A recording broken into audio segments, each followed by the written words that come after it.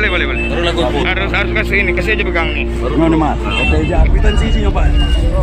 Berapa? 50 lebih ya. Dari mana Pak ya?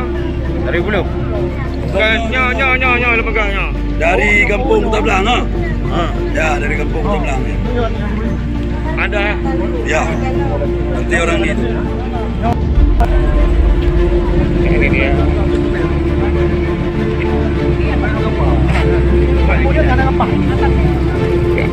Ya, semua ada. Dari Selebang, apa ya? Ambil di kemarin. Apa aja nih coba? Bagaimana pendapat Rono terkait dengan masalah ini? Jadi, apakah Rono anak beratanya?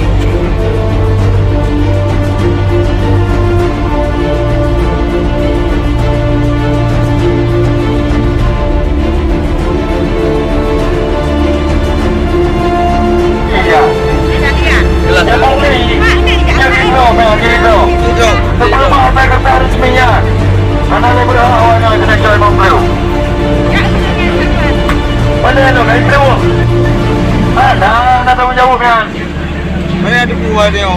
Kayak minta rezeki kawak pedagang muka. Jadi,